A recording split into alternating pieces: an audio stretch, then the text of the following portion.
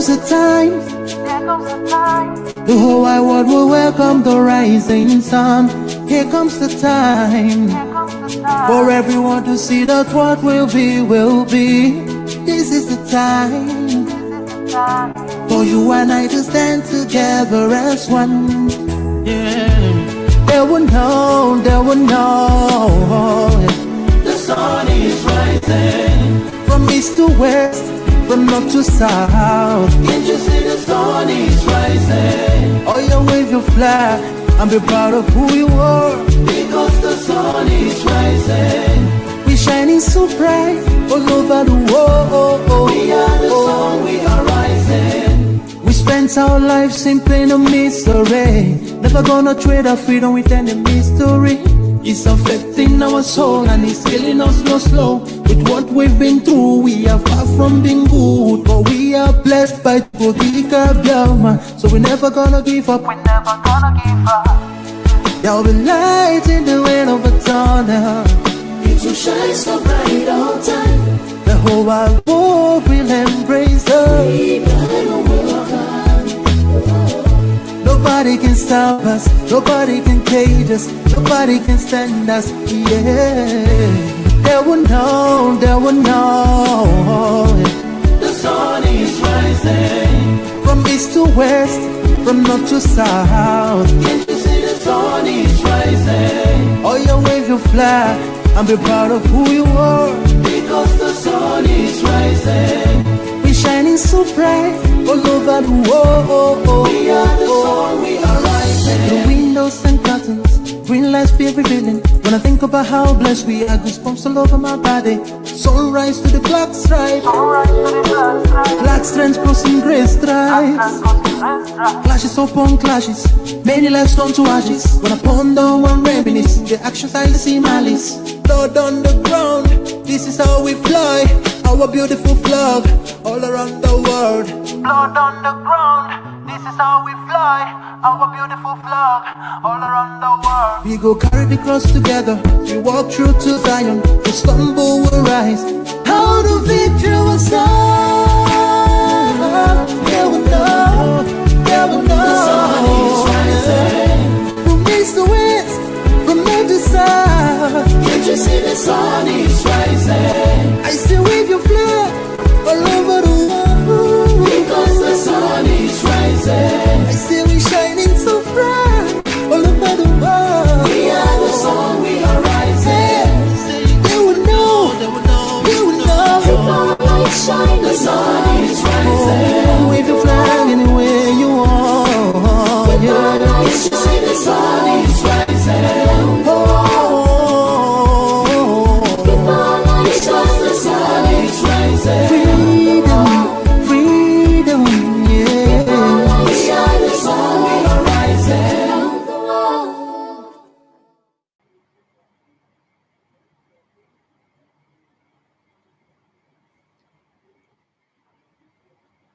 Impunity, corruption, and illegalities have entrenched the system of Nigerian governance as an institution. A country where freedom of expression has become cyber-stalking and hate speech, whereas a terrorist that calls for extinction of ethnic nationality is walking freely on the streets of the country, and the supposedly enforcers of the law kill with impunity unarmed civilians. Welcome to Biafra Television Hero. I am Jovista, and if this is your first time of joining us on BTV, you are welcome. This morning, we are going to take a look at consequences of political patronage or favoritism, as well as Fulanization, or you can call it Islamization. But let us quickly take IPOB press release.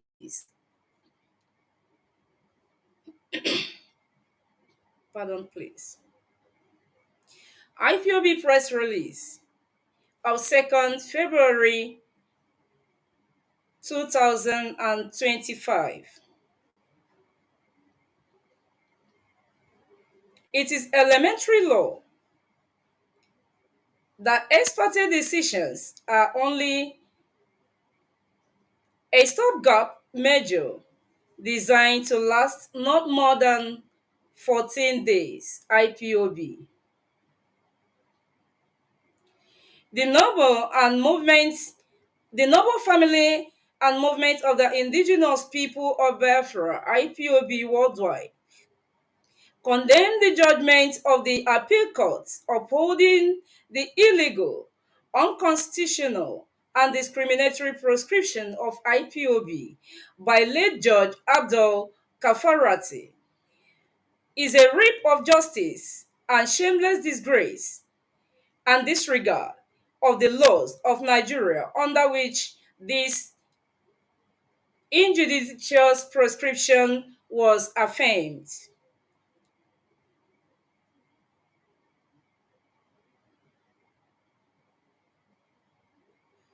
Pardon me, please. I took the press release from the middle. I want to start it afresh. Pardon.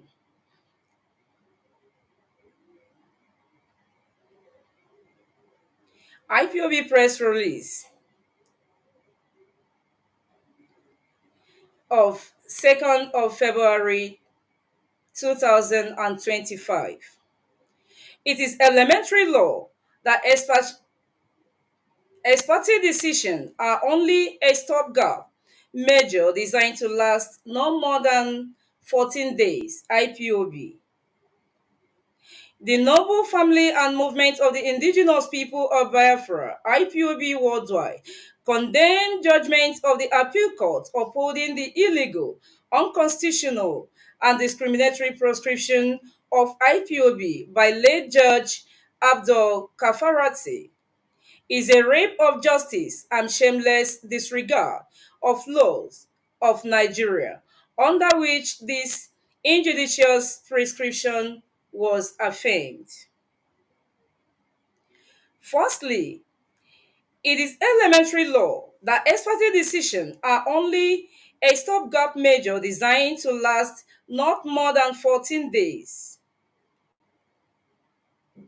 The illegal act has now subsisted for nearly 8 years. This is clearly against the same laws of Nigeria.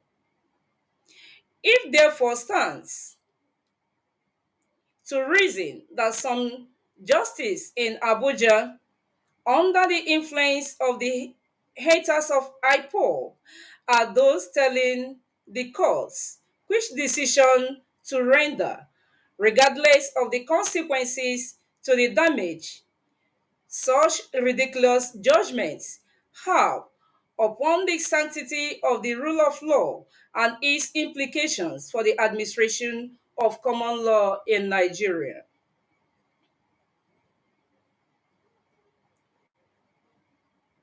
Two,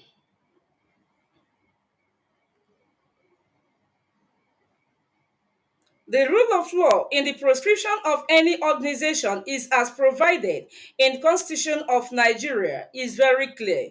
Number one, you cannot use ex parte courts to others in a civil procedure to confer criminal liability on any individual organization, as was done by Kafarati against IPOB. This is kindergarten law. Number two, before threats to national security can be invoked to justify any breach of violation of rights of individual IPOB members, a state of emergency must be declared in the affected areas. No state of emergency was declared in any part of Southeast or South-South. Neither was any disorder attributed to IPOB to justify description of our movement by Kafarati. Therefore, the using threats to national security to justify a breach of constitutionally guaranteed right is a clear display of poor knowledge of the law. Number 3, the law states clearly that the president of Nigeria ought to sign the memo authorizing the prescription of IPOB.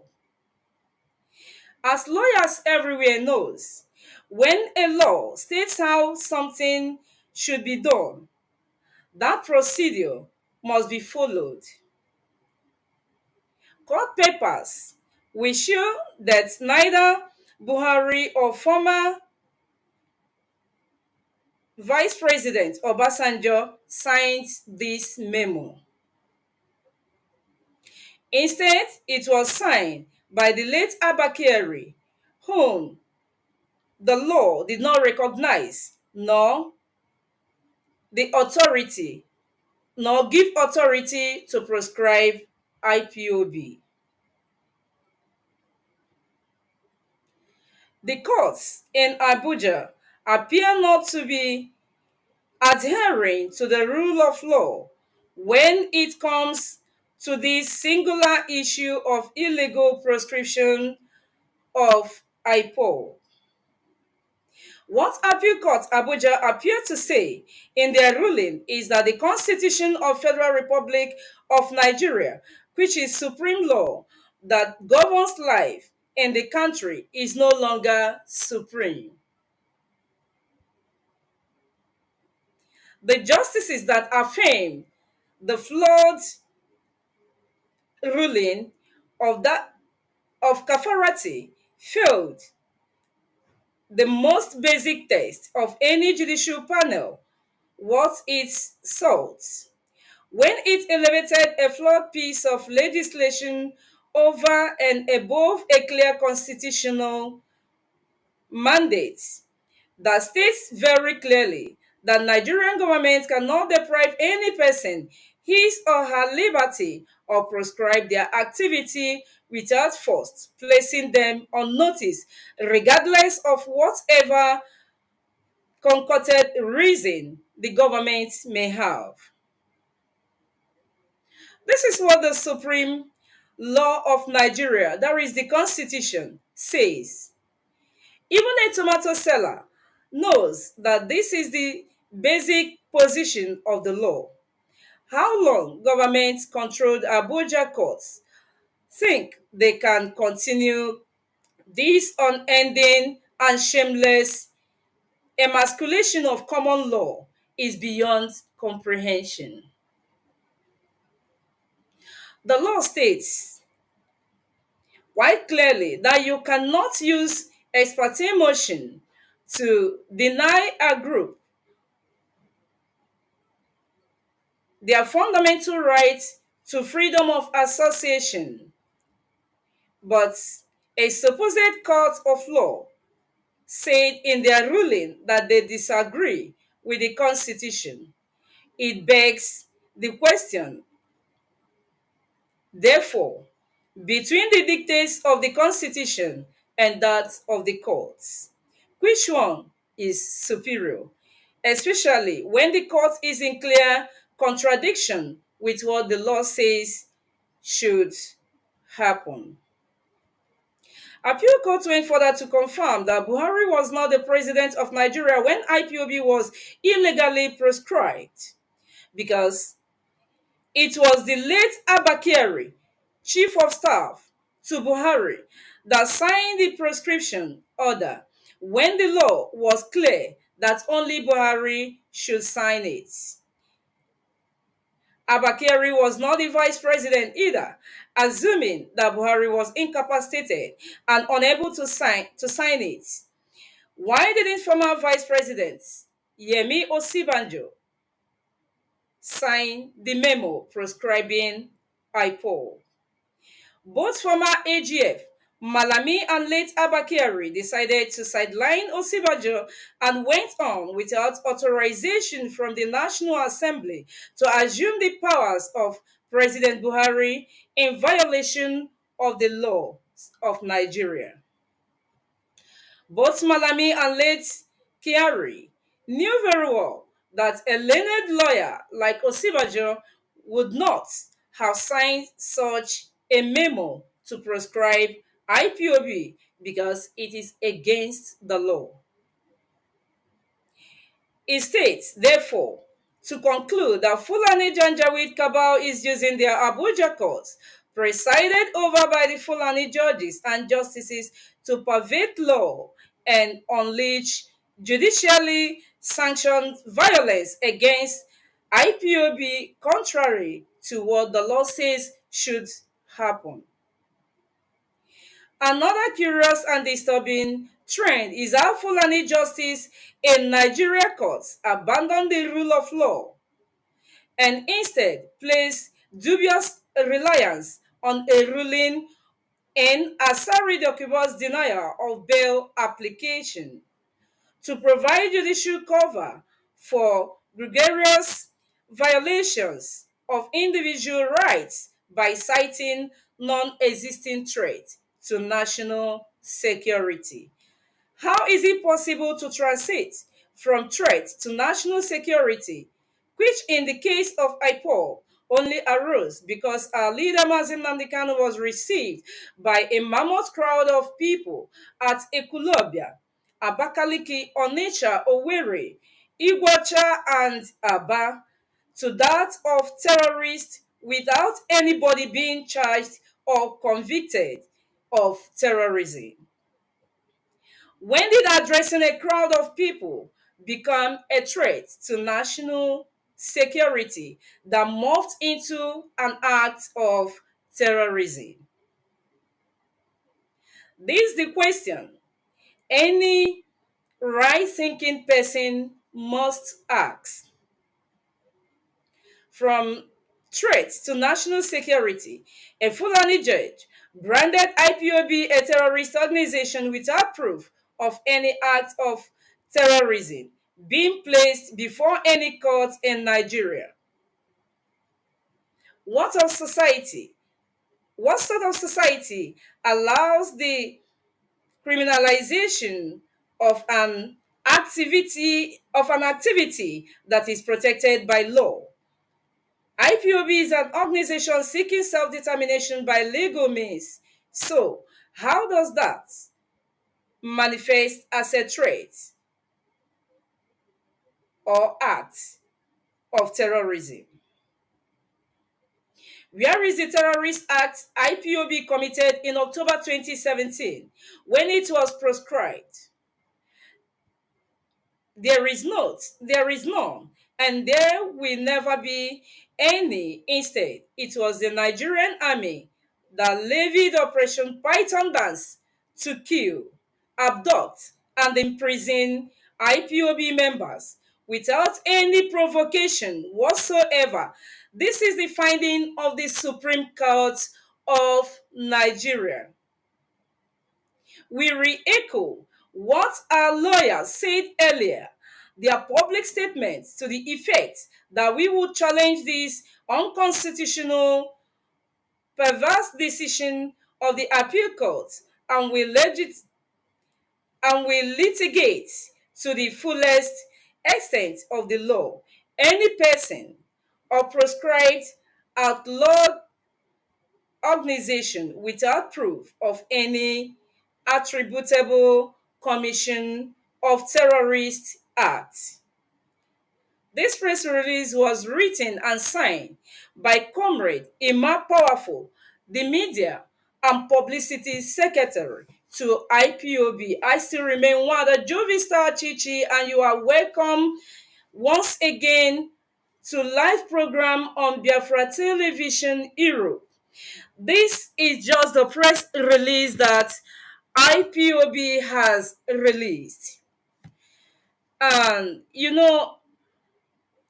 the news just went viral that the appellate court has reaffirmed the proscription of IPOB.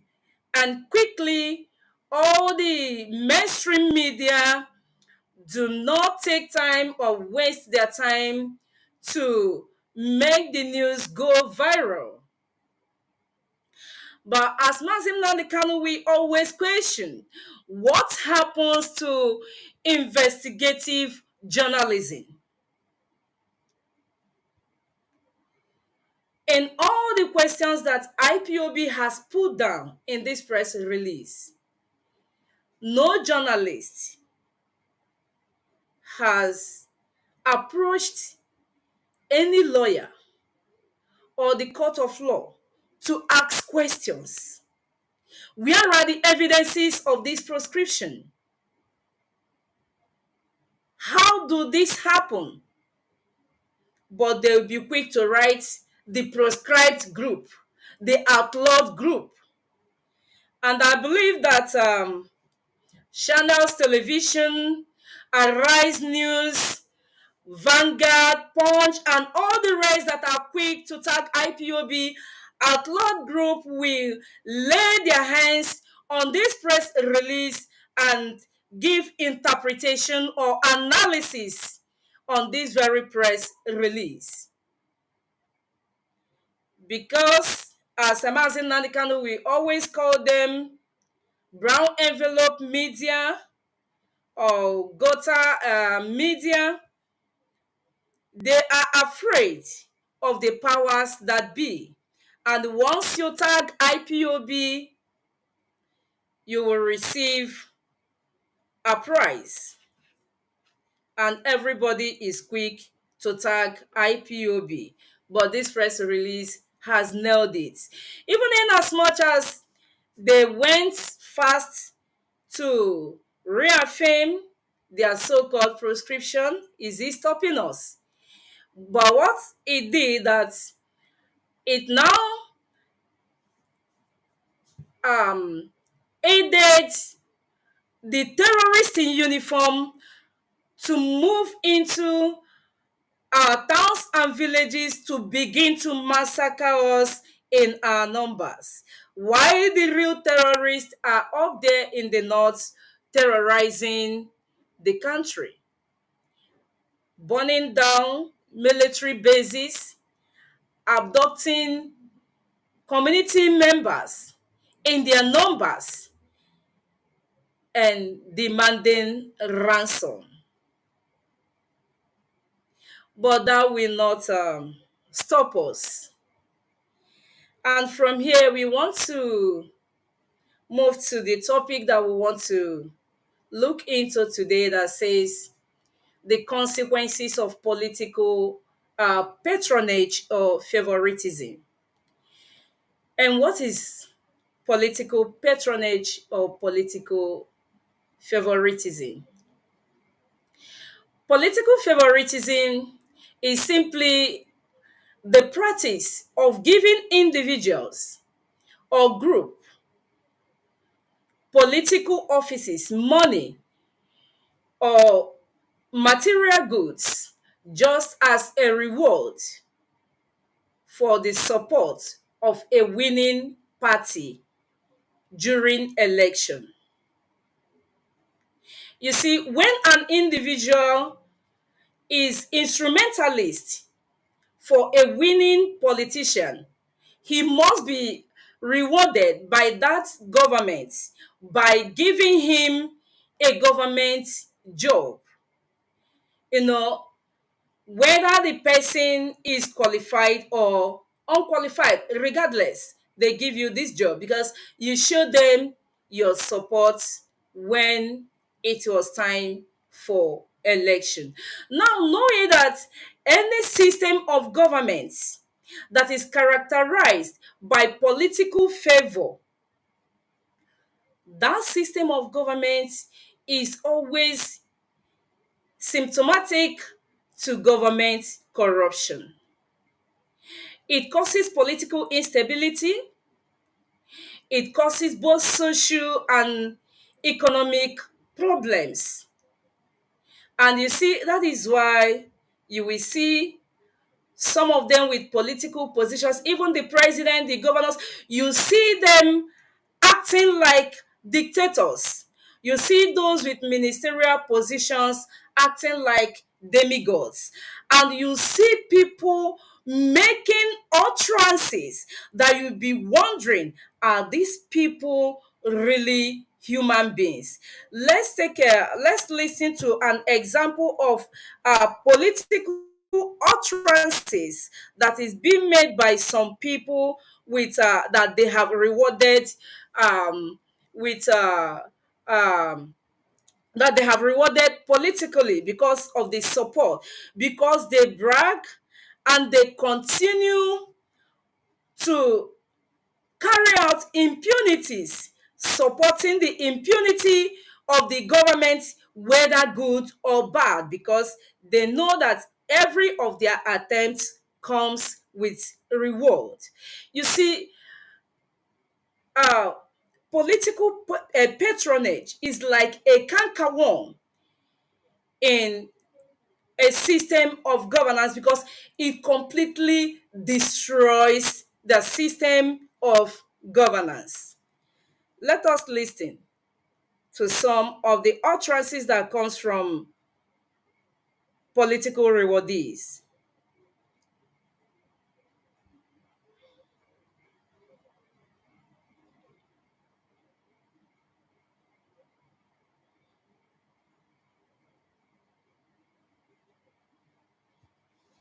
I expect you to even mention to appreciate the present police.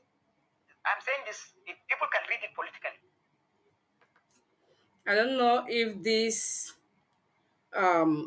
audio is audible enough. They have the force, they have the AK-47, but they decided to take. Let's take I it expect back. you to even mention to appreciate the present police. I'm saying this, if people can read it politically. They have the force, they have the AK-47, but they decided to take the matter to court. But the third tier of government, third arm of government, like is judiciary, to interpret the position of the law and do justice to either Sowore or police. If they have done that, we should be clapping for them. Should we clap? They are law enforcement officers. What if they have kept him like, you know, other reasons they arrest you, they don't know where you are. So that is why I appreciate the law enforcement agency for respecting the provision of law by not taking the laws in their hand. In the case of what happened between the Nigerian police and Shore, they decided to approach the court of competent jurisdiction to say, should we keep him or not?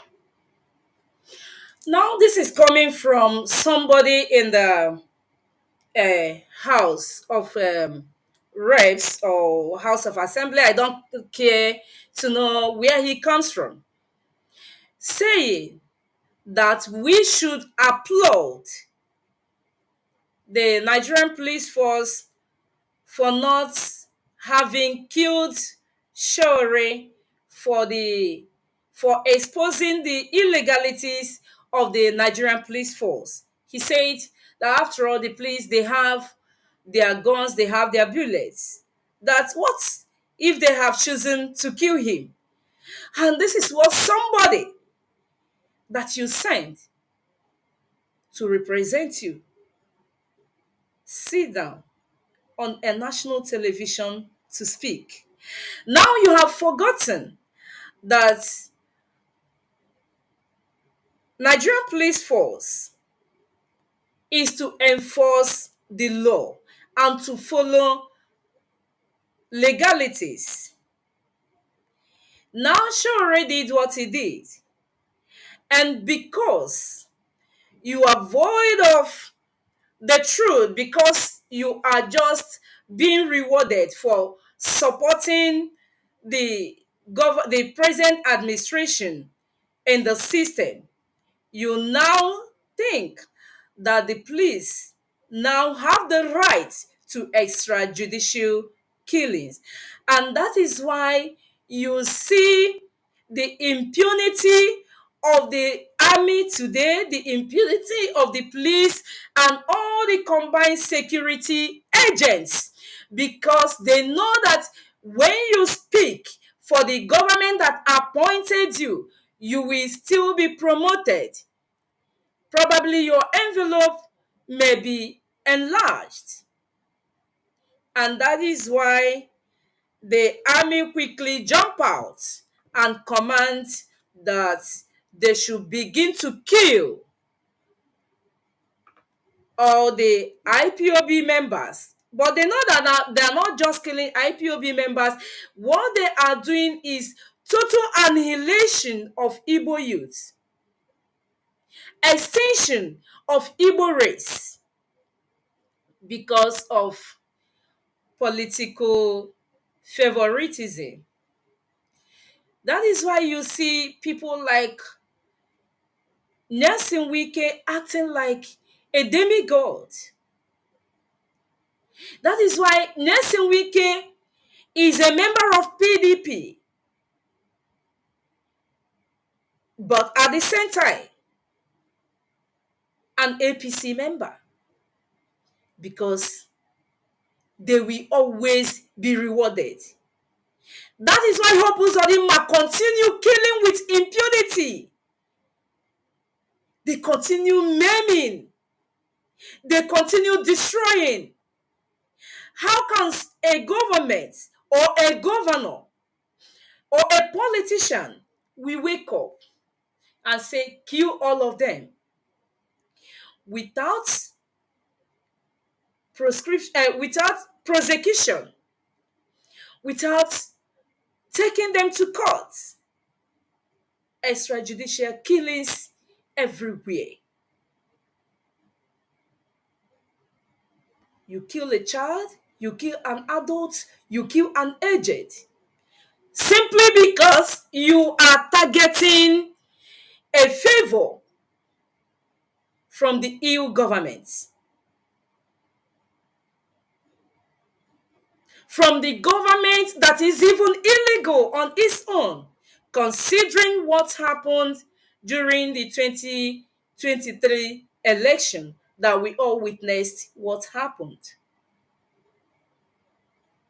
That is why people like MC whatever, Oluomo, that is why people like them are still walking freely in the streets of Abuja, in the streets of Lagos. Political favoritism. You reward people who have no morals, people without dignity, people who don't even have regards for the rule of law. And do you know the extent of destruction or damage that political patronage has done to Nigerian system of governance is that the constitution is no longer regarded? Because if the constitution is still regarded, at least people will always obey the rule of law. If the constitution is still regarded, this type of janjaweed proscription that they give IPOB or a fame on an IPOB will not come.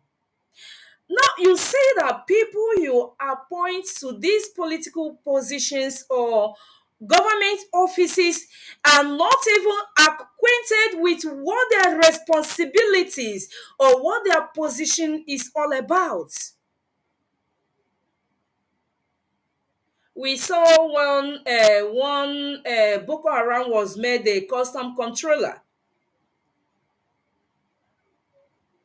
Now, how do you think that such people will have respect for the rule of law? Do they know what your so-called 1999 constitution as an amended is talking about?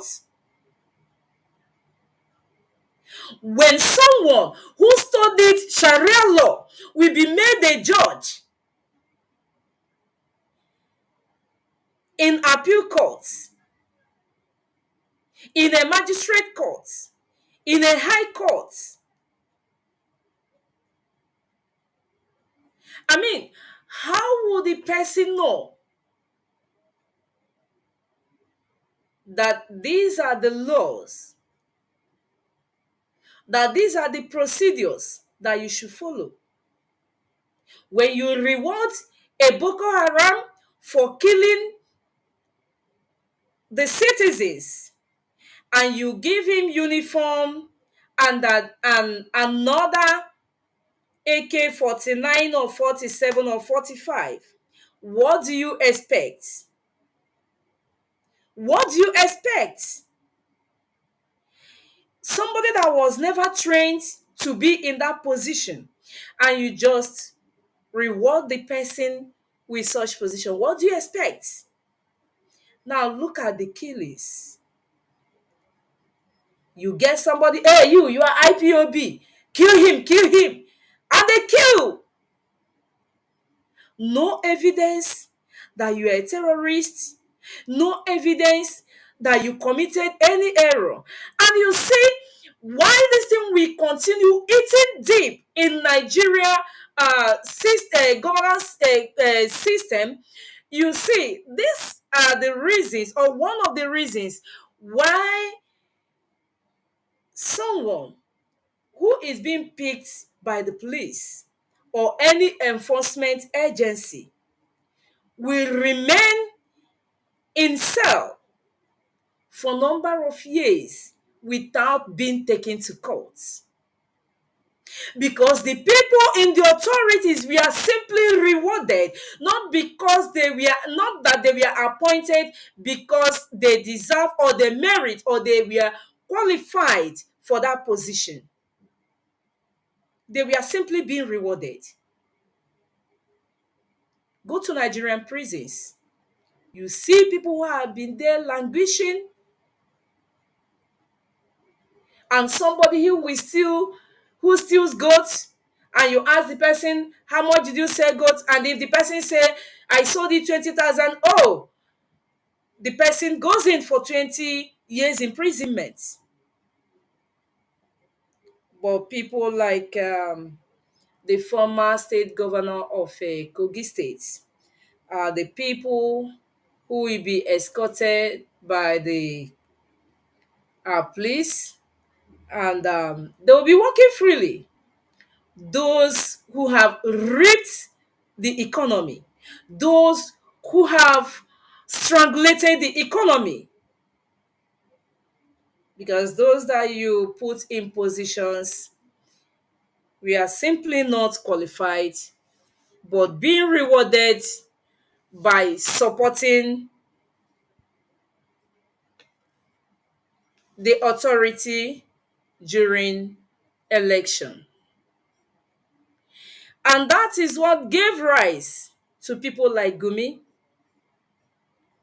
because they know that once they are speaking or once they are supporting the government, definitely they will be rewarded. That is why people like him will come up to threaten an ethnic nationality, and you see him continue walking freely. And this is a man who always negotiates between the government and the terrorists. Is Gumi not a terrorist? He said that he's a clergy or a cleric or whatever they address him as. But Gumi is an extremist. He is a terrorist, because if Gumi is not a terrorist, how come that Gumi knows all the forests where the terrorists have their camps? How come that Gumi will always visit terrorists and come out to negotiate with the government? This was Gumi whom I remember when some group of women came to cry out, some families came to cry out the money that Gumi was demanding from them, even after negotiating with the Nigerian government and the terrorists. Gumi will still go to the extent of demanding money from the members of the family that the terrorist has abducted. I remember when those people were crying out. This was Gumi whom in February 17, 2021 negotiated for 800 million naira for the terrorists. This was Gumi who has been cited with the terrorists in the forest in Zamfara. This was the same Gumi in the month of March and April 2021, when Forestry College and the Greenfield University, when the students were abducted, 5 people were killed. A teacher was also killed. About 800 people were abducted. It was Sheikh Gumi, the extremist and the terrorist Gumi, that went to negotiate between the government and the terrorists. And this terrorist has the tenacity to come out to advise the government on how to deal with Igbo ethnic nationality. Gumi thought that, Nigerians, like Mazi and Kanu, we always say that we are very forgetful. We have never forgotten the train attack that happened, I think, still in that same 2021, if I'm correct. That a close associate of Gumi was saying that Gumi was the negotiator, was the one interacting with the terrorists. All of us knew how that case was mesmerized. Until today, nobody is talking about it. Even in 2024, about 10 months ago, Gumi was still asking Nigerian government that he wants to be a mediator between them and the terrorists. Gumi was in the Zamfara forest. Gumi was in Katsina. Gumi was in Kaduna. Everywhere, all the forests that the terrorists have their camps, Gumi is always there.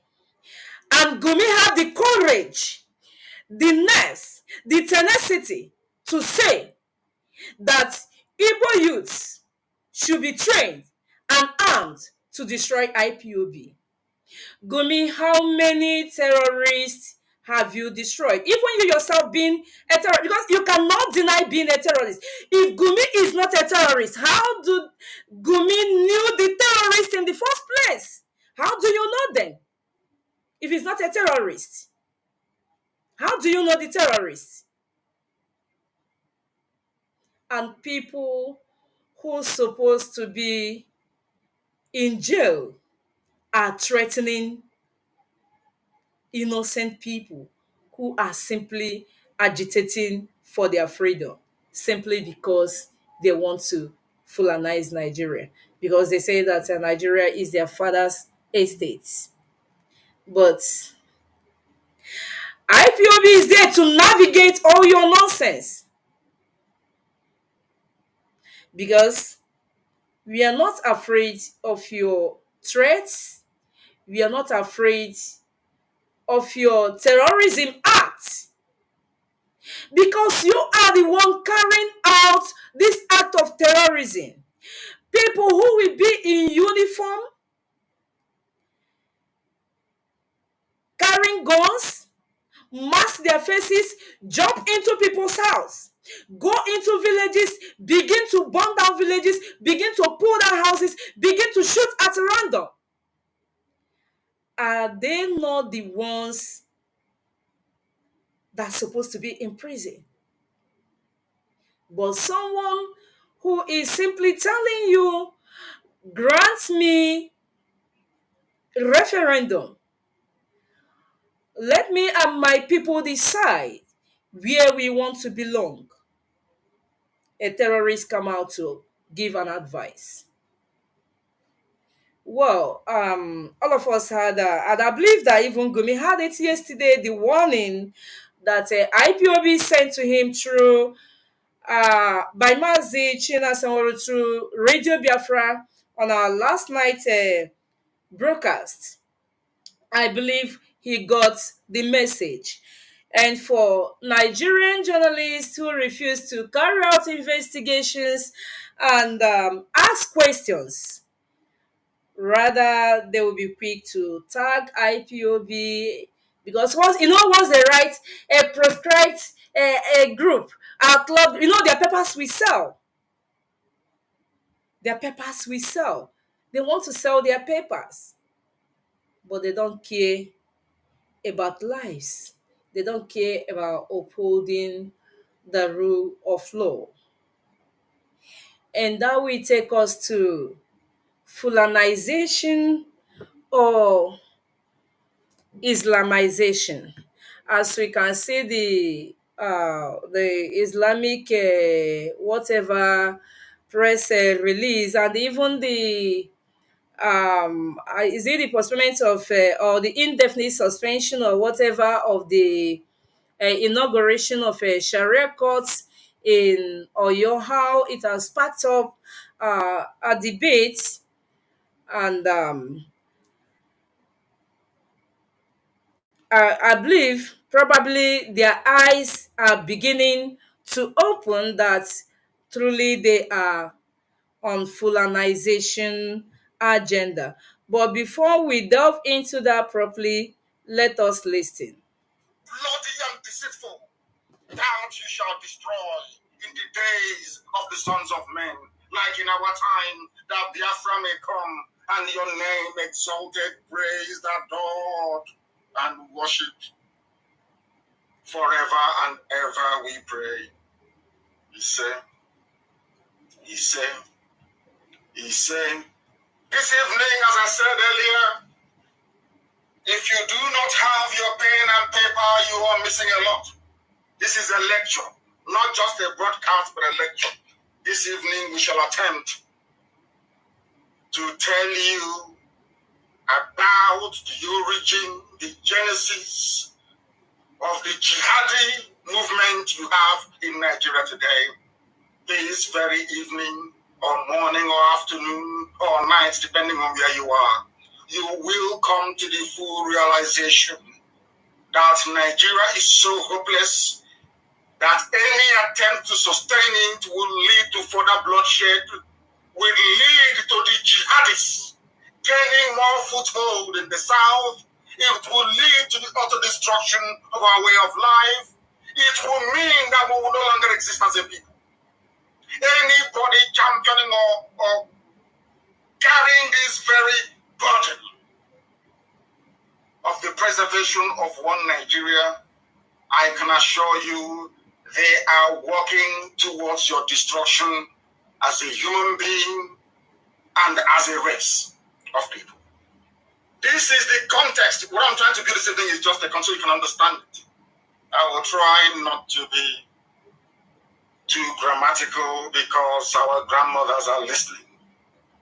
People who do not say English as their preferred language of communication, it is our responsibility and our duty to ensure that they grasp the essence of this very gospel this evening, because this is a gospel. A very important one at that. We need to build a better understanding of the mess we are all in and the desire of a supposedly Christian Britain. You must understand this. You must open your brain. You must open your mind. You must begin to digest what you are hearing this evening. This very gospel is important. Very, very important, because later on I will talk about what the president of Rwanda said about the way we reason.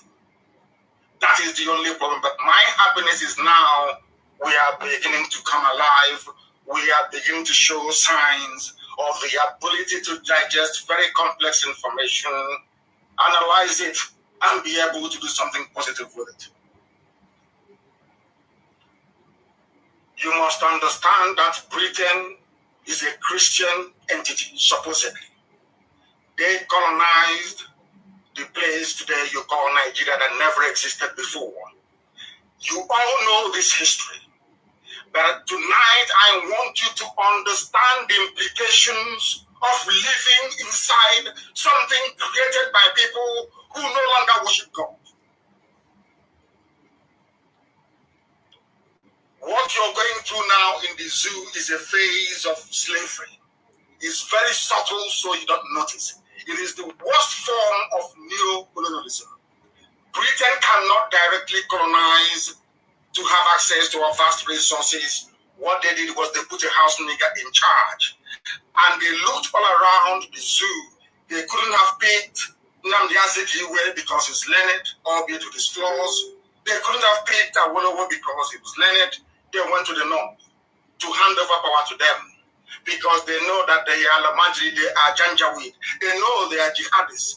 They know they are more preoccupied with implementing and fostering their primitive way of life on other people than to be concerned with the art of good governance. Art is A-R-T, please, not act. Art of good governance. You can never get it from them.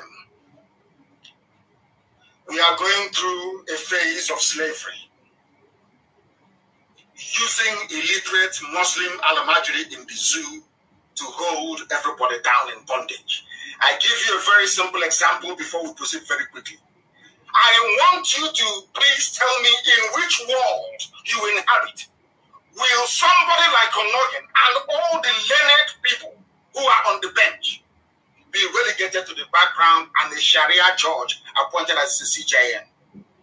Somebody who cannot express himself, be it in Hausa or in English. Somebody who is not enough, doesn't even understand the law. A chief justice of a secular, supposedly secular nation, or should I say, a secular contraption, arguing for the inclusion of Sharia in the constitution, which means that he doesn't even understand the constitution of Nigeria, which I will explain later on.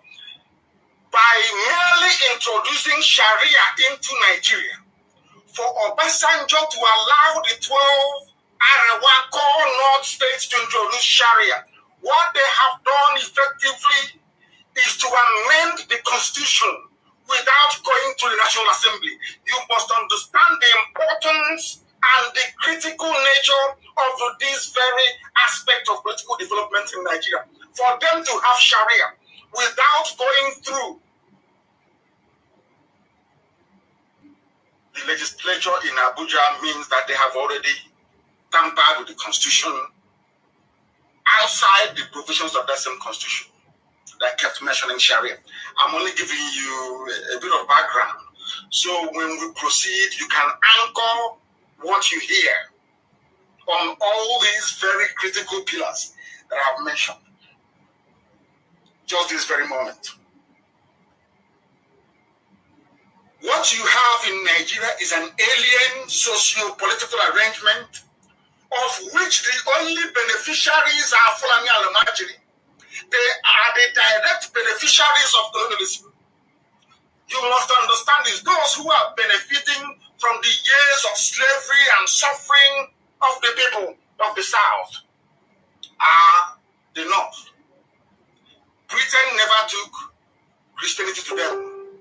They refused. Boko Haram that you're seeing that says Western education is dangerous was exactly the same thing the North said to the white man when they first had contact. I'm sure that some of you are now familiar with the statements and pronouncements of Olusegun Obasanjo that said how, in fact, told all of you who were ignorant before how many years it took for the British to subdue Biafrans. You must understand the importance of that very statement. What they did was Britain had to leave Nigeria. But for Britain to retain their control, their influence, to still be colonizing Nigeria till this very moment, they needed a house nigger to do the job for them. And who are those house niggers? They are the Alamajiri Janjaweed, the Fulani feudal laws you have in the north. While they were busy mouthing Western education is dangerous, when they first met the British, I'm not talking about Boko Haram. This was what I'm trying to build this evening is for you to understand that terrorism, Fulanization, Islamization, they are all one and the same. Supported by the Fulani ruling class. You must understand this very well. This evening I will attempt. I will unravel everything for the whole world to understand what is happening in that very zoo. While they were busy telling the white man then and people now that Western education is dangerous. After all, if it's not dangerous, why would they appoint an Alikali to come and become the CJN of Nigeria, Chief Justice of the Nation? His only experience in law is Sharia. They told you they don't need education. Buhari, when he was alive, was not educated. Of course, I concede sometimes he can speak a bit of English. If you can listen to him, that is. Or if you can hear what he's saying. No certificate, nothing whatsoever. The same thing with the CJN, because they told you that Western education is meaningless. They don't need it. And now they're proving it to you that it's not needed. Okay, let's take it from here. You know, one advantage that IPOB has over Nigerian or over Islamization agenda is that before their agenda, we have only been told that this is where they are coming. This broadcast was broadcast of 2019, but you remember that Mazi Nnamdi Kanu started talking about this Islamization, Fulanization since 2014. He has been talking about Islamization agenda. Now look at how they have been turning round and round and round and round. They go through Ruga, it didn't work out. They go through waterways, it didn't work out. They go through Car Colony, it didn't work out. Now they want to they even went into land grabbing. They established herdsmen. All these things, they have done it. It did not work out because IPOB has already been creating the awareness that look, they are coming. They are coming. IPOB is aware that they are coming. And that is why ESN was established. Now, as they have failed in all their strategies, they now want to try with establishing Sharia courts. They have first gone to the southwest. They know that Oyo people will easily fall for it. And from their press release, they just mentioned East, showing that they are coming to establish Sharia courts. Now, what do these people do? What they do is, Sharia is a religious whatsoever. And when you look at this Sharia laws or the Sharia courts or the Sharia panel, when you study it very well, you see that this is another religious weapon. And, they will use this religion to weaponize the same ethnic group against each other. Now in the southwest, they are now asking, are you a Yoruba first or are you an Islam first? You see, they use this religion to set up members of the same ethnic group against each other. And you see, when we are talking about religion, some people will be getting upset, but now remove those Christians. If you're a Christian, now go and study very well or read very well about this Sharia law. You will know that it is all about religion. You see, people who rejected Western education, but they embraced religion, because it is only this religion they can do what? conquer and begin to rule. Because when they bring this in religion, you will see that you will embrace that religion, thereby rejecting your custom, your culture, and your tradition. Now you'll be talking about my religion, my faith, my faith. Do you now understand it? That religion is a weapon that they use to destroy the society and then take what they want. Now that they have set the Southwest against each other, the debate is going on. I don't know how many of us who saw that those stakeholders who came to Channels Television to make their arguments, that they are even now saying that that Nigeria is no longer a secular state. They argue that Nigeria is a multi-religious state. You see what these people are bringing. You see what these people are bringing. Stakeholders. And they say that they study the Sharia law and common law. And you see these people who call themselves scholars sitting down discussing religion in a country where hardship and inflation is ravaging the whole economy, destroying means of livelihood, in a country where national grid collapse every month, that the so-called learned come to sit down in television and begin to argue about religion. It's not that Sharia court is a superior court. This is an inferior court who has even nothing, to contribute legally in the society.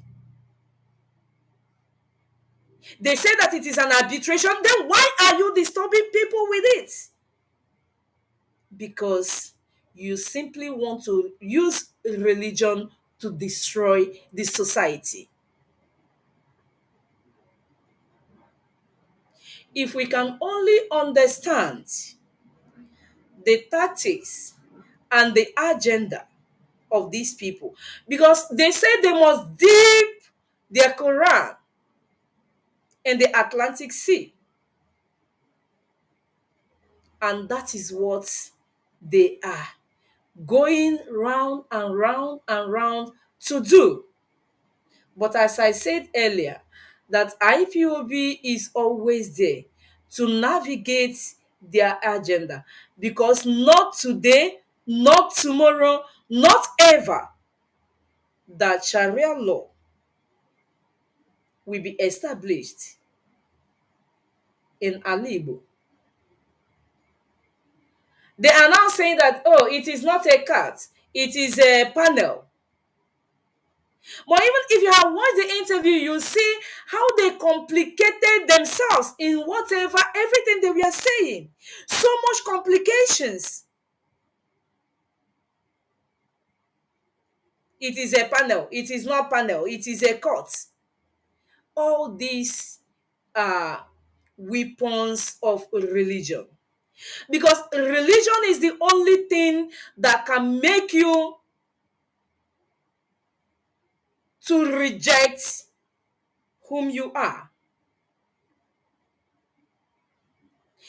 You see, I am not dwelling on religion, but I want to be torchlighting it, because all these things interwoven. You see, without religion, they cannot win you. Without you dropping your tradition, your cultural heritage, your custom, and your core values, they can never win you. But once they have instituted that and you begin to practice their faith, you begin to reject your custom. And once you are rejecting your custom, your cultural heritage, and your core values, you see that you begin to diminish, you begin to depreciate from the originality of what you are meant to be. You see that a foreign something begin to possess you, begin to take place in you, that will make you to forget whom you are. And before you know it, they will conquer and they will begin to rule you. And Christians will say, let's leave everything for God to fight for you, because they have deceived you with a religion. That is why they are bringing Sharia law. Because by the time they will bring Sharia law and people begin to know about their religion, people, you see the people from the southeast, the way they conquer us with Christianity, that is the way they are bringing Islamization to use it to conquer us. And before you know it, you will see people, communities, leave them now, let them settle, let's leave it for God to judge. And these other people who have joined their faith will start seeing them as one of their own, thereby rejecting your own people. And before you know it, what happened to the Arewas, to the Hausas, will begin to happen to all of us. So, we must stand our ground. We must remain resolute to say no to Sharia law, to Sharia court or panel or Islamization. In as much as they are using these politicians to carry out their evils and all these impunities so that Nigeria will be Fulanized. Before they will Fulanize Nigeria, we are long gone. Because we are not the same. Don't come and confuse me with your religion. Don't come to confuse me. After all, anyị bụ ofu na ụmụnna. Gị na onye? You and who? They will present to you their foreign religion. And knowing that once you accept this their foreign religion, you are no longer whom you are meant to be. There is no way you will remain the same person, because you have accepted a foreign custom. So, in as much as they have come out to Fulanize Nigeria, they threaten us with the security agencies, they threaten us with even our own politicians. Some of them, they go there, they take their Fulani titles,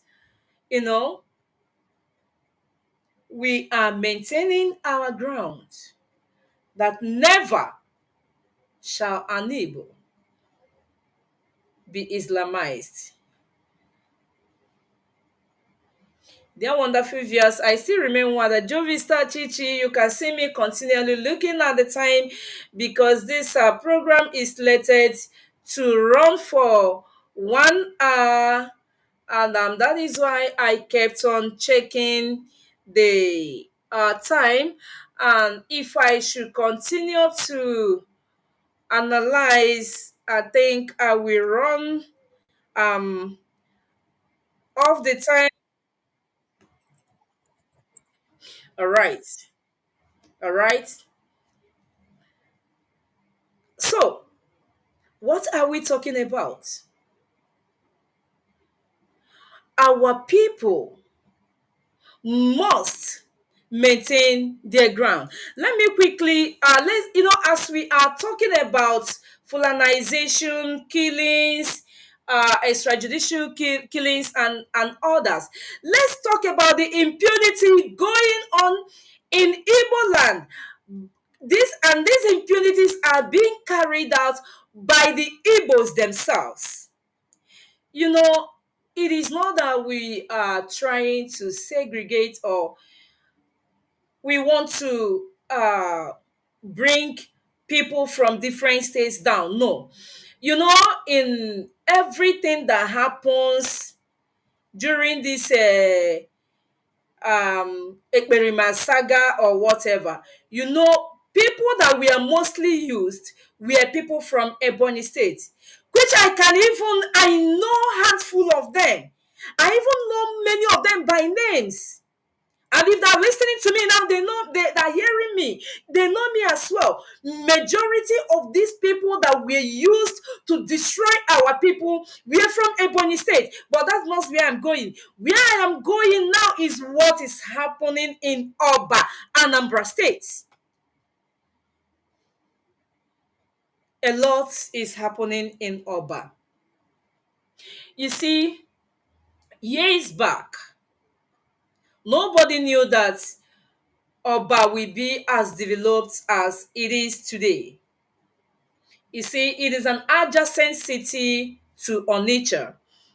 And many, at a time, Onitsha, let me say, became densely populated. You know, the cost of land became so high. People begin to move, to Onitsha suburb and out of Onitsha to acquire land and landed properties. People of Oba started selling lands. People continue acquiring lands. And today, you cannot believe the impunity going on in Oba. How can Nigeria government be killing us? The security agencies are killing us. The Fulanis are killing us, destroying our properties. Then our own people that we are struggling for freedom and now doing us more harm than the Fulanis, than the security agencies. Now in Oba, those who purchased land cannot build their structures or cannot raise structures. I will play maybe audio of the association, landlords of association in Oba, maybe their press release. I'm sure that some of you have seen the videos, the pictures of the inequity going on in Oba today. They go to where people are building houses, they will abduct the people who are working, the builders, and they will demand revenue from those who have purchased the land. According to, anyway, let me not say that, because when I will play the audio, you will hear when the chairman is stating the agreement of Ndioba and their land buyers. And you see that these people, I saw the video and pictures of so many structures that the youths of Oba went around marking them remove, remove, remove, remove. You are marking remove. Are you a governmental body? Land that people purchased inside villages. You go there demanding millions of naira as a revenue, pulling down those structures, abducting the builders in Igbo land.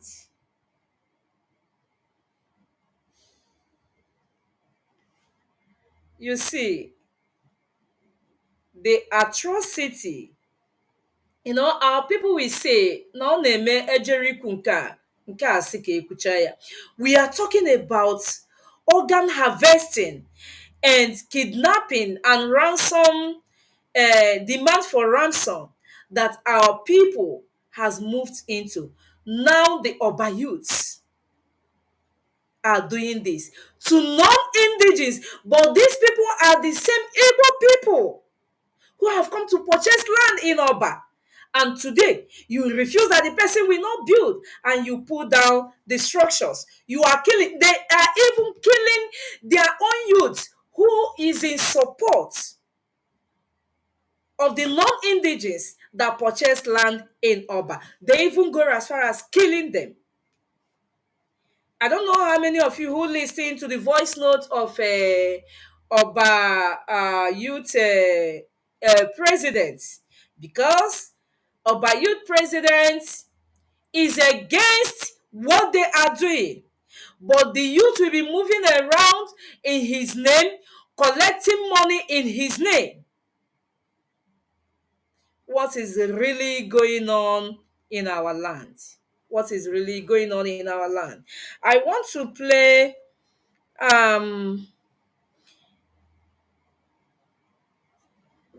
a voice of the chairman of Landlords Association in Oba, so that you will understand, because I know that there are so many people from Oba who are watching us now and who are members of IPOB, so that we start as early as it is possible to fight these atrocities that they are bringing upon our people and in our land.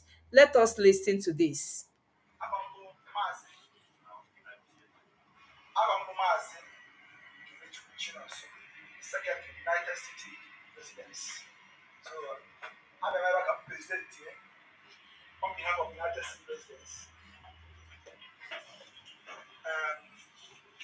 Our sole appeal, SOS.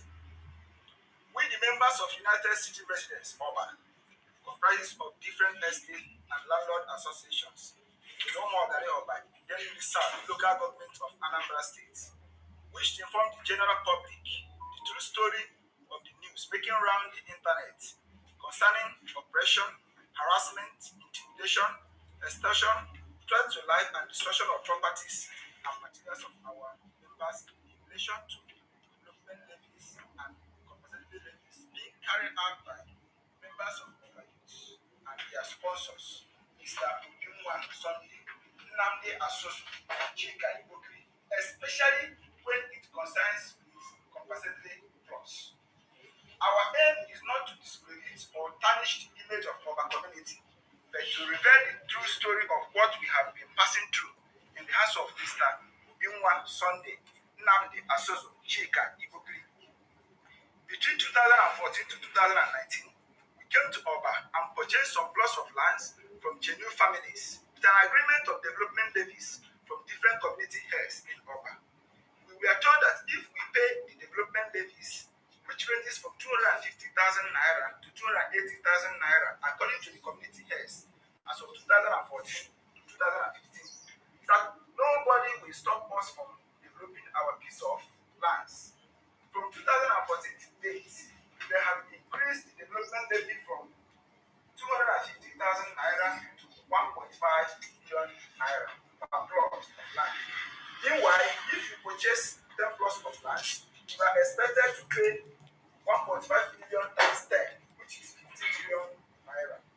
After that, there are other unreceived levies, which the youth sometimes numbered between 2 to 3 persons will come to your site and demand you give them money for their maintenance as individuals. The worst remains that they collect this money with force, followed with beating and injuring site workers, engineers, and landlords.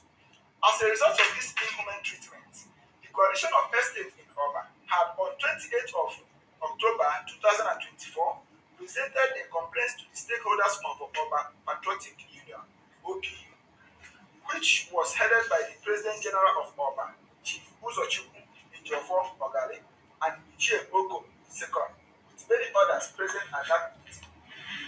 The coalition had carefully applied excess receipted levies and unreceipted levies to the leadership of Oba Patriotic Union in relation to the complaints. The President General and Chief Oko II promised the union that they will look into the complaints and make sure that necessary amendment is taken. Surprisingly, nothing has been done about it till date. Some of the received levies includes customary cleaning of cow, ego one, UDA levy, ego oji oba youth, ego ndi youth, ego oji ogale youth, odemma ogale, oba patriotic union levy, ego ordinary oba. The unreceived ones are ego chairman 80,000 naira, ego commander 50,000 naira, ego TYC 30,000 naira, first taking levy 200,000 naira to 250,000 naira, second taking levy 350,000 naira, third taking levy 500,000 naira. Okay, let's hold it there because it continues on and on and on. Now remember that IPOB has been encouraging and campaigning that our people should come back home and invest. That our people should come back home and invest. And remember that whenever it is election period, remember how our people's businesses are always being destroyed. And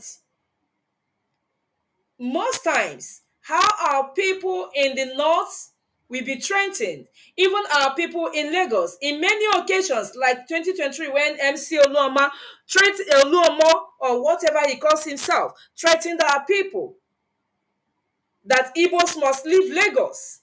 And even when the Yorubas, the Igbophobia and whatsoever.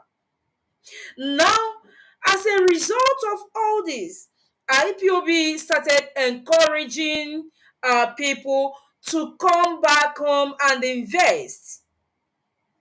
Even foreigners should come back home to invest.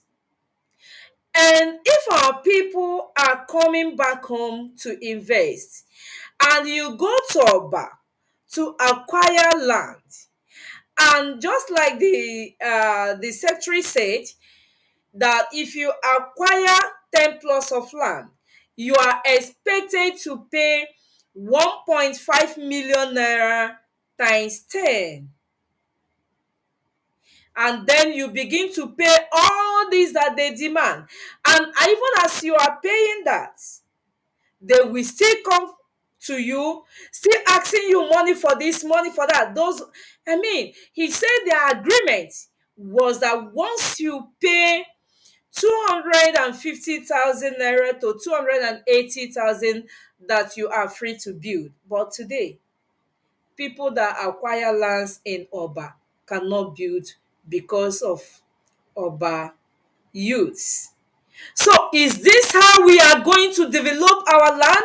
Is this how our people want to come back to our land? And now when some people will make nasty statements against our people, we want to come after them.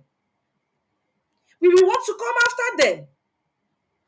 Tell me, if somebody who have acquired like 20 plots of land in Oba cannot build today and come out tomorrow to make some nasty statements and then decide to move to the southwest or any part of the country to put down his investment, how will you come against, or how will you come to blame the person?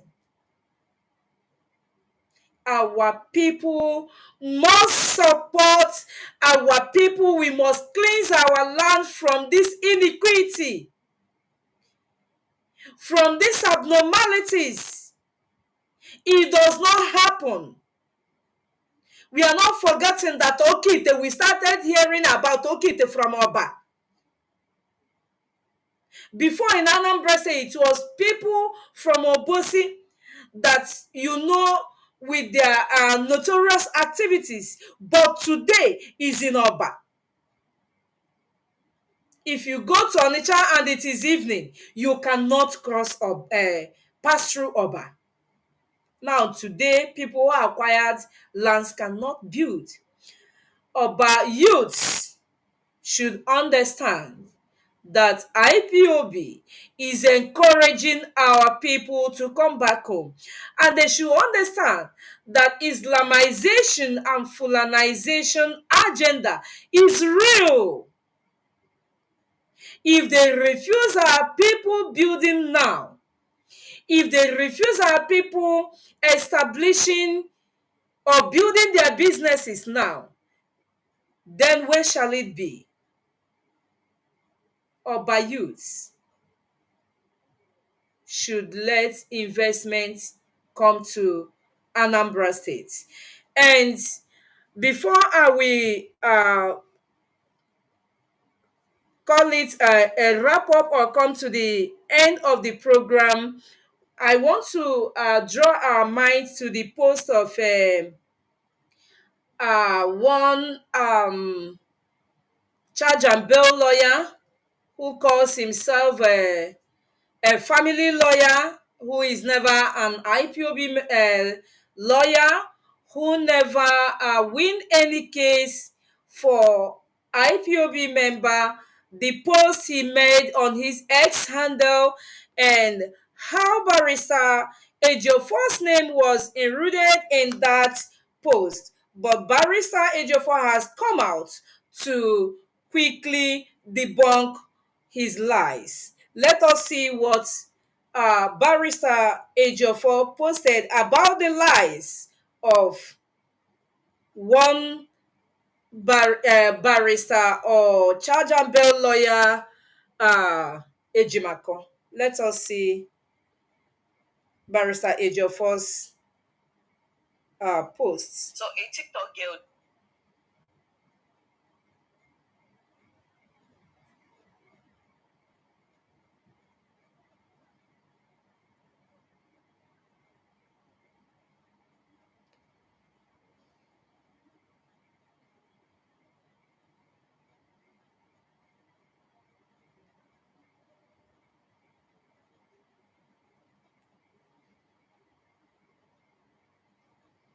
Okay.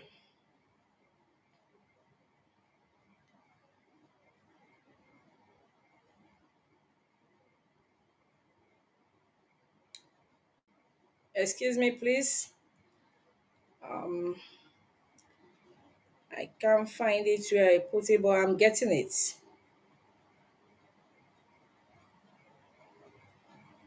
Okay. Barrister Ejiofor call it setting the record straight on Aloy Ejimako's misleading claims. You know, he quickly came out now to garbage his nonsense on his X handle, but when he was going about trying to become an IPOB lawyer, which he's not, he did not inform anyone. Now that everything has gaslighted, he wants to drag or to expose his non-intelligence on social media. Barrister Ejiofor wrote, setting the record straight on Aloy Ejimako's misleading claims. My attention has been drawn to a misleading tweet by Aloy Ejimako, which seeks to misinterpret facts and mischievously associate my name with the recent concluded appeal on court prescription, which judgment was handed down on the 30th day of January 2025. I wish to clarify the following. 1. I had no involvement in the conduct of the appeal after it was clandestinely taken over from me by Machuku Ume San and Aloy Ejimako in 2022. The legal team amended the entire process we fight on appeal, including our briefs and consequently introduced additional grounds of appeal, the basis of which I am not in a position to explain particularly regarding the grounds for their abysmal outing / dismissal of the appeal. Number two, when their gimmicks became obvious that they were routing towards taking over the appeal, I specifically but respectfully requested the learned senior advocate leading them not to include my name on any process they are filing, and clearly informed him that I have respectfully taken a bow. Number three, the records are clear. Aloy Ejimakor, who is now attempting to cause mischief by deceptively including my name in their woeful outing on appeal, has consistently provided updates on the progress of the appeal when they were effectively prosecuting it without ever mentioning me. It is therefore suspicious that he now seeks to involve me after the appeal's dismissal by publishing a document wherein my name cruciously appears in the list of those who represented the appellants.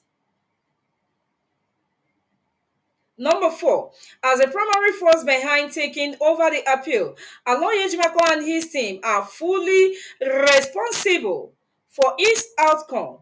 He should be held accountable for details of what happened in their case of appeal, what led to their unsuccessful appeal, rather than dragging my name into his failed legal outing. I urge him to refrain from associating me with his missteps and to take responsibility for his actions. Number five, I am not surprised that the master strategist is relentlessly seeking to associate me with the failure, for which I will profusely resist and reject. Let it be clear that I distance myself from the proceedings and the outcome of the appeal. Any attempt to mislead the public by linking me to it in any way is both deceptive and unacceptable and will not be treated with kiss glove. Signed, Sir Barrister Aloy Ejimofor Esquire. Now we can remember vividly when this um, unintelligent lawyer came out shouting that IPOB has been deproscribed, even when nobody asked him, because we have never been interested in whatever him and the siblings are doing. We are never interested. But he came up, he went to make the publishing that IPOB has been, I think he made a press release, if I can remember vividly. I think he made a press release that IPOB has been deproscribed. And we cannot be deceived. And we came out that time to tell him that we were not interested in his lies and deceptions. I think because he said that it took place in Enugu. And people like me were wondering and asking, I mean, when was this case taken to court in Enugu State? And today, he has failed and he has come to deceive the members of the public. Aloy Ejimakor should understand with the siblings of Onyendu that IPOB has been making it very clear, and we have taken our stand that Aloy Ejimakor in any way is not representing IPOB in any capacity. He can go and represent the families that he's claiming that he's representing, but not IPOB. I could remember one broadcast of Mazi Chinasanworu. That broadcast, it never goes off my heart. And that broadcast, I still remember how he ran that day and said, "Nekwe no onye ndu ka ndị a na-akpọba na prison." This was how he said it. Aloye Jimako wants extinction of Igbo race. Because Aloye Ejimako or what is much interested in the GC of a Nigerian government. IPOB has been saying it, that Aloye Jimako is a Nigeria agent, which I myself, I know it too well. I know about Aloy Ejimako very, very far back from 2019, when Aloy Ejimako, instead of advocating for freedom and the referendum that IPOB is demanding, Aloy Ejimako went to say that IPOB is saying that if the Nigerian government should give Igbo presidency, it should give presidency to the Igbo, that it will be enough for us. But that was not the agreement that we made with Aloye Jimako before going where we want to table this in a meeting. We had a meeting that this is what we are going to say. That we, IPOB, is maintaining our stand, because that was when PDP, when they agreed on their rotational presidential whatever. So they were zoning that the presidency should be zoned to the southeast. So there was a debate. Ohaneze ndị Igbo opted that if Igbo presidency should come to the southeast, that they are okay with it. But IPOB maintained that no, we are not asking for Igbo presidency, we are questioning for a referendum. And Aloye Jimako stood up to say that IPOB has agreed that if Igbo presidency should be zoned to the southeast, that IPOB is okay with it. And I was like, who is this man? Who is this man? That was when I knew that man is truly the government agent. Aloye Jimako should recuse himself from IPOB issues. He can continue representing his family. He can continue representing whosoever he's interested to represent, but not IPOB, because I am an IPOB member. Aloye Jimako should not in any way defend me or stand for me or for any member of IPOB. Mgbe ọ na-amachagharị, ọ maghị na ọ ga-ekonye n'ogwu. Today o konyego. Onye one update that has refused to be updating. And Aloye Jimako, we are not even interested in your update because you are not representing us. So you can keep updating those that you are representing. We don't need your updates. What do you know about laws? What do you know about Nigerian government? If you had known about Nigerian government, there is no way you will use your lies to remove Son of Zokome and Barrister Ejiofor from defending Mazi Nnamdi Kanu and IPOB. Today you are trying to get what you want. But be rest assured, Biafra if ever in Aga, just be rest assured. Ina Amacha taking contracts. Cheneba Kobi. Recuse yourself from IPOB matters because you don't represent IPOB. And you are going to court. IPOB, we are not informed. IPOB, we are not duly represented. And you have gone just like the way you went to, is it London or where your LPL or whatever you call it. You went to Kenya Tell me, which case have you won? And now you want to exchange whatever for the lives of Biafrans. It cannot happen. It cannot happen. But I pray na imagine udi je ekperimajem. Because if ekperima, we are being told that a day like this we can.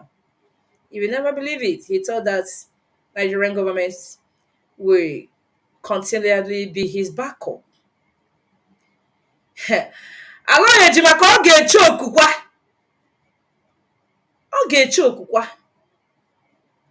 But just know it that men will never smile with you when it happens. They will never. And I think I'll be bringing this broadcast. I'll be winding down. So that I will not take too much or the time that is being allotted to us to be on this very program. I want to appreciate our viewers, wonderful Biafrans, who has been supporting us. And remember, keep supporting IPOB, keep supporting the leadership. You have seen it.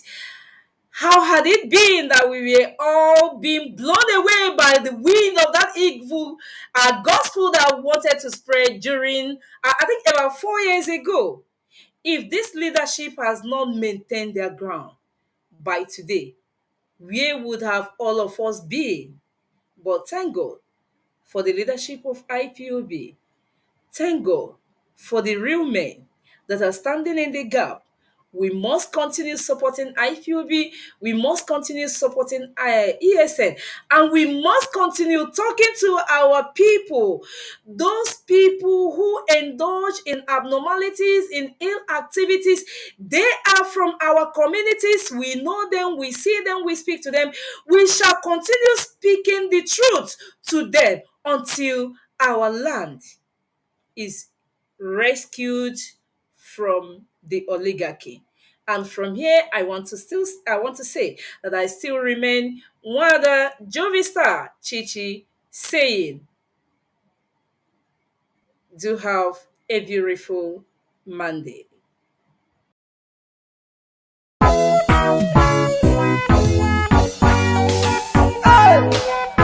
the bricks. Sunday. Oh na na na na na na na na na na na na na na na. Watch it out.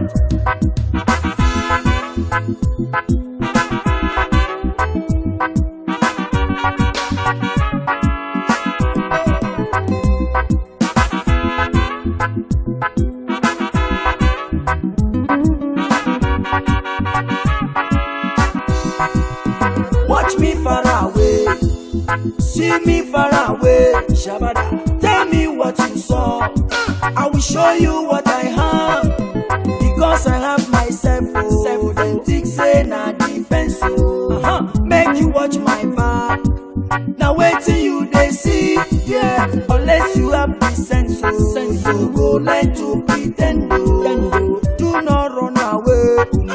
Kind of sober than you. That is why I say. That is why I say. That is why I talk. That is why I say. That is why I say. That is why I am.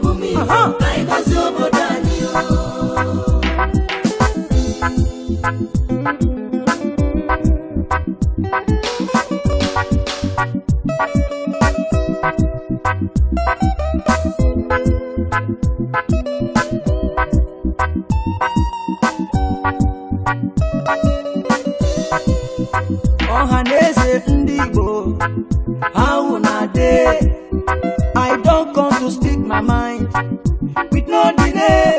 Let them know say una eyes clear about una way. Watch out, many things they happen in that country you dey. So Some people trouble upon people every day. Even when you there, you go talk say you know there. I need to understand why this one about. I need to understand why this truth apart. The promise that we got and nationalize. The promise we will live and no complaints. Watch me far away. Watch me far away. See me far away. See me far away. Tell me what you saw. I will show you what I have.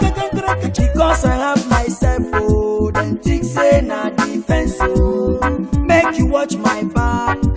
Now wait till you they see. Yeah, unless you have the sense. Oh, you go learn to pretend. Oh, do not run away. Kind of sober than you. That is why I say. That is why I say. That is why I talk. That is why I say. That is why I say. That is why I nyam.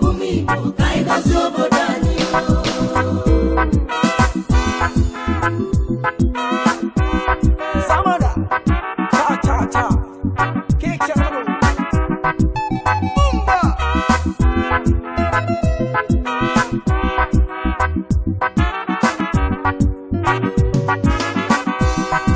I come back again to tell people say, now here we dey. We don't come to stay. I say no retreat, no surrender. We're living big, but no arrange. Look at the soldiers killing innocent Biafrans every day. Look at Islam is killing innocent Christians every day. It's depending me, yo. It's depending me, yo. It's depending me, yo. Chukwuoki kobiama, Patoranyo senyemaka, Patoranyo senyemaka. I know ginaka, that is why I say, that is why I talk, that is why I know, that is why I say, that is why I talk, that is why I know.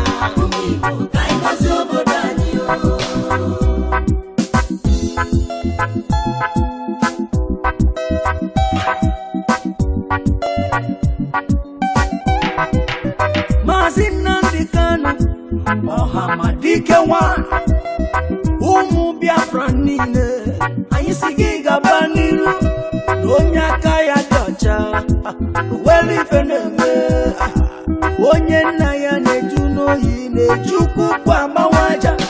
You are whiter than snow, Oku gibesi oku. We stand where you stand, we say no secret trial.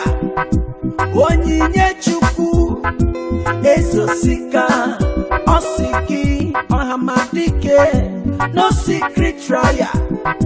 Prophet Yahweh's young Osiki Mohamadike, Osiki Jisike Matus Ejike Kole Osiki. One day Puje Bije, Sikwa, no welly feneme, a welly fenafia, a welly fenaco. Ezi one name, Victor, Chimezie, Okorochuku, Igbo Network Television, London, Osiki Jisike. Na hakuge nazu Biafra nile Gedine nuwa Asiki gabaniru No secret trial, no secret trial, no secret trial, no secret trial. Hey! Watch me far away, see me far away. Tell me what you saw, I will show you what I have. Because I have myself, oh, then think say na defense, oh. Make you watch my back. Now wait till you they see, yeah. Unless you have the sense, oh, you go no like to pretend. Oh. Do not run away. Find us over. That is why I say. That is why I say. That is why I talk. That is why I say. That is why I say.